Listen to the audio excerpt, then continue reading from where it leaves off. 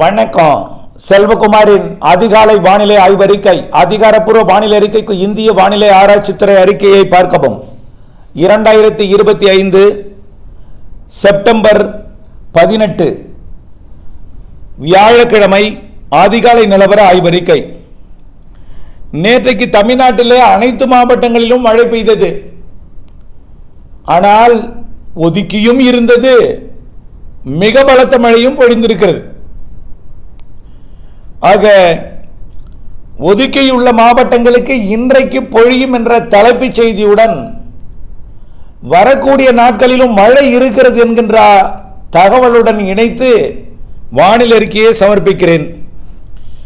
நேற்றைக்கு எங்கெல்லாம் அதிக மழை பொழிந்ததுன்னு பார்ப்போம். முக்கியமான இடங்களை மட்டும் பார்ப்போம். கிடைக்கப்பட்ட தகவலின் அடிப்படையில் தூத்துக்குடி மாவட்டம் 8 சென்டிமீட்டர் மழை பெய்திருக்குதுங்க.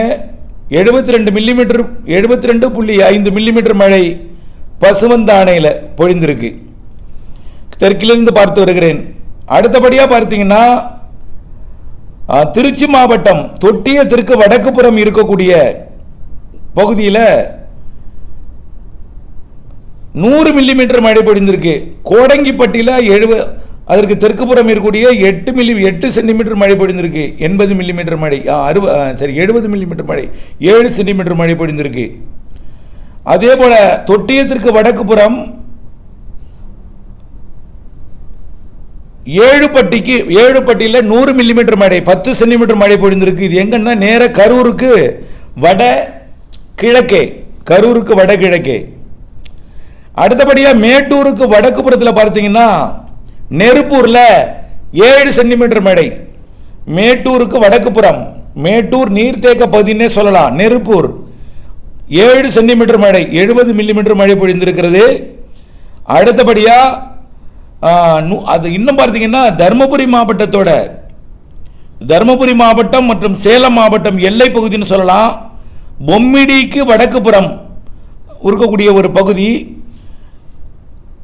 அங்கே பார்த்தீங்கன்னா பி மல்லாபுரம், அது 112 மில்லிமீட்டர் 11 சென்டிமீட்டர் மழை 11 சென்டிமீட்டர் மழை பொழிந்திருக்கிறது அங்கே.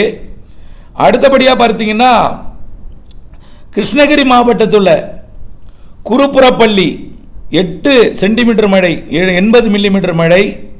அடுத்தபடியாக பார்த்தீங்கன்னா தும்மலப்பள்ளி, ஒசூர் அருகே உள்ள தும்மலப்பள்ளி 8.5 சென்டிமீட்டர் மழை பொழிந்திருக்கிறது. இப்படியெல்லாம் நிறைய மழை பொழிவு பொழிந்த நிலையில் கடலோர பகுதிகளுக்கு நேற்றைக்கு குறைவாக கொடுத்தது. காரணம் மேற்கு காற்றோட வேகம் குறைந்திருந்த காரணத்தினால் குறைவாக பொழித்திருக்கிறது.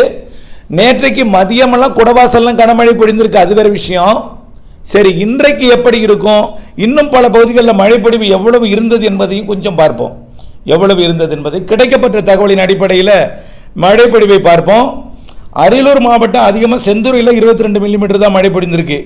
சரி, தருமபுரி மாவட்டத்தில் மறந்தகளில் 26 மில்லிமீட்டர் தான் அதிகபட்சமாக பொழிந்திருக்கு. திண்டுக்கல் மாவட்டம் அதிகபட்சமாக பழனியில் 25 மில்லிமீட்டர் மழை பொழிந்திருக்கு.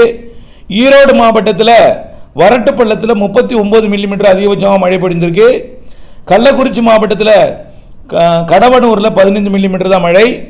கிருஷ்ணகிரி மாவட்டத்தில் ஒசூர் இன்னும் நிறைய மழை. நான் சொல்லுது எனக்கு கிடைக்கப்பட்ட அதிகபட்ச தகவல் 100 மில்லிமீட்டரும் இருக்குது, 80 மில்லிமீட்டர்லாம் இருக்குது அந்த மாவட்டத்தில்.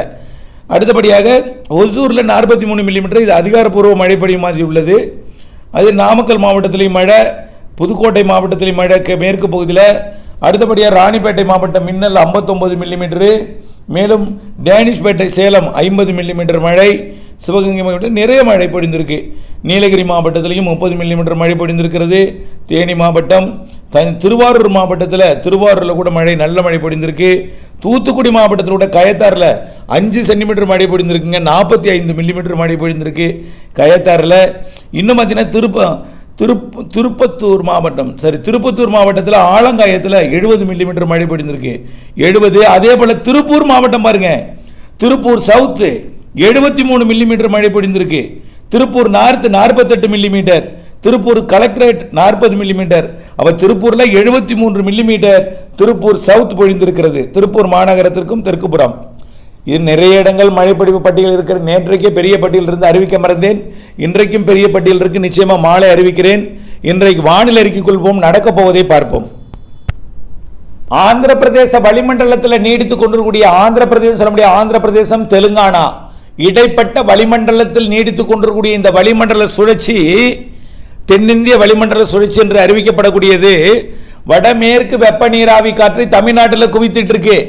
நல்லா புரிஞ்சுக்கணும். வானிலை அறிக்கையை ஏன் மழை பெய்கிறது, ஏன் மழை பெய்யவில்லை என்கின்ற அறிவியல் பூர்வமான தகவலை உங்களுக்கு அறிவிப்பதற்கான காரணம் மழை பெய்யும் பெய்யாது அப்படின்னு சொன்னா என்ன சொல்லுவீங்க நீங்களும் உங்களுக்கே புரியும்.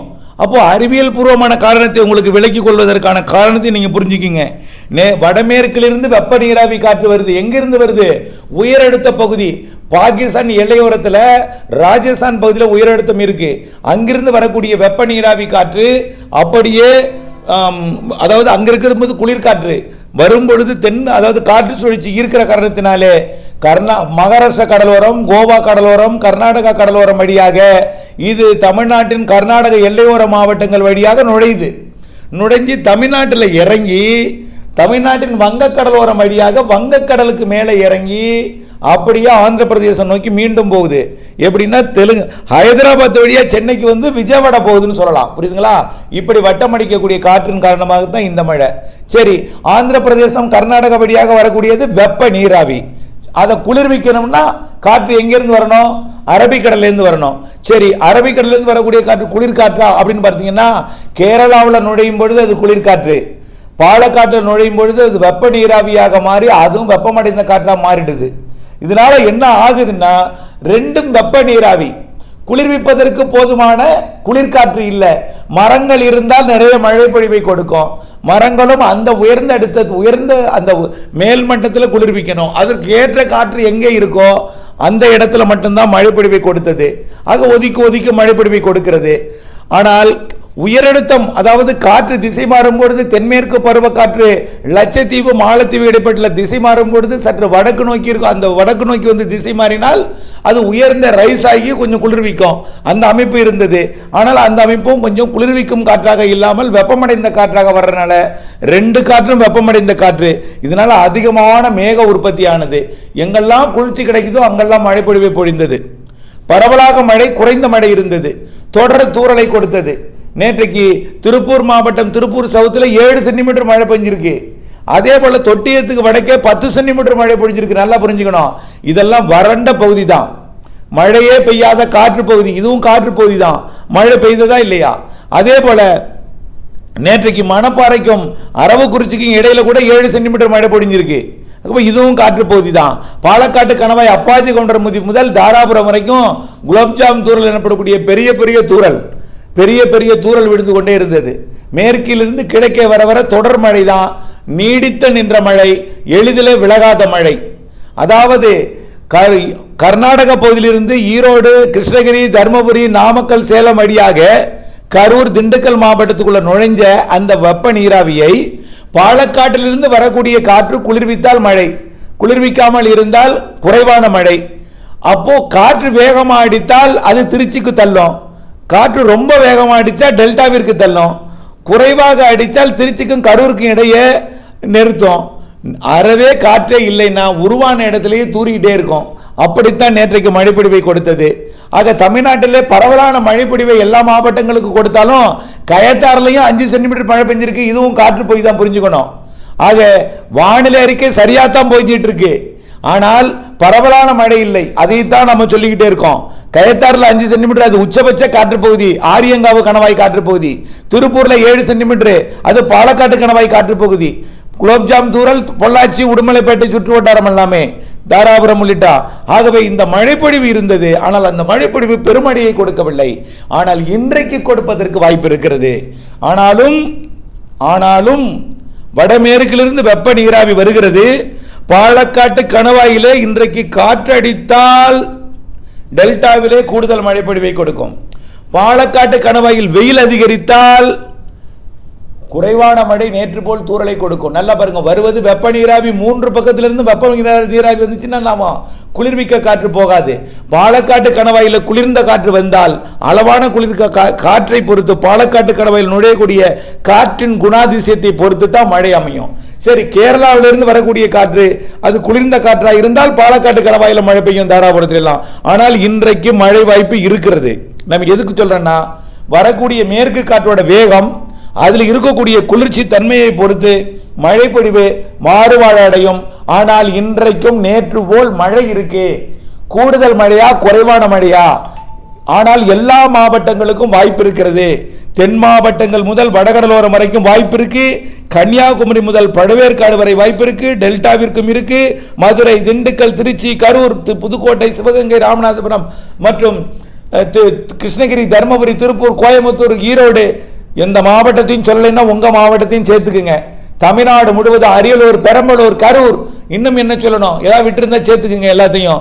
ஆகவே எல்லா மாவட்டங்களுக்கும் இன்று மழை உண்டு. ஒதுக்கி ஒதுக்கி பெய்யும். சில இடங்களிலே 10 சென்டிமீட்டர் கூட பெய்யும். சில இடங்களிலே தூரி விட்டு போகும். சில இடங்களிலே ஒதுக்கி விட்டு போகும்.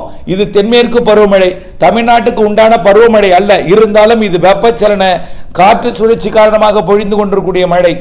பருவமழை இருந்தால் பரவலாக பொழியும், ஒரு மாவட்டம் முழுவதும் பொழியும். ஆனால் இது வெப்பச்சலன இடிமழை காற்று சுழற்சி காரணமாக நம்முடைய தமிழ்நாடு பொறுத்த வரைக்கும் மேற்கு தொடர்ச்சி மலை, உயரம் குறைவு, மேற்கு காற்றோட வரத்து போக்கு எல்லாமே நிறைய இயற்கை அமைப்பு கொண்ட குறுகி போயிருக்கக்கூடிய கடற்கரை கூர்ந்து அதாவது தென்கோடி பகுதி முக்கடல் சூழ்ந்திருக்கக்கூடிய தமிழ்நாடு, இவையெல்லாம் இருக்கிற காரணத்தினால் தான் திடீரென்று கடற்பகுதியில் ஏற்படக்கூடிய வானிலை மாற்றங்களும், வானிலை மாற்றம் சொல்வதை விட காற்றோட வேக மாறுபாடும், காற்றில் இருக்கக்கூடிய குவிதலும் மாறுபாடு ஏற்பட்டு கொண்டே, இடம் பொழிவு எல்லாமே மாறுபாடு ஏற்பட்டு கொண்டே இருக்கும்.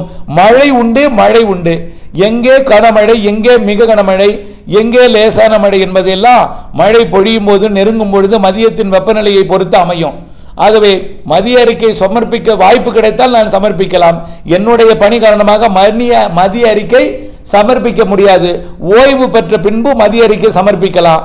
மாலை அறிக்கை தான் சமர்ப்பிக்க முடியும். அதுவும் 4 மணிக்கு மேல், 4:30 மணிக்கு மேல ஆய்வு பணியை தொடங்கி 6 மணிக்கு மேலதான் என்னாலேயே சமர்ப்பிக்க முடிகிறது. ஆகவே இப்படிப்பட்ட சூழ்நிலை இருக்கிற காரணத்தினாலே இப்படிப்பட்ட வானிலை அமைப்பை தான் நாம் இப்பொழுதைக்கு சொல்ல முடியும். கண்டிப்பாக இன்றைக்கு மழை இருக்கிறது. வடமேற்கிலிருந்து வெப்ப நீராவி காற்று கண்டிப்பாக வரும். தமிழ்நாட்டிலே அனைத்து மாவட்டங்களுக்கும் மழை உண்டு.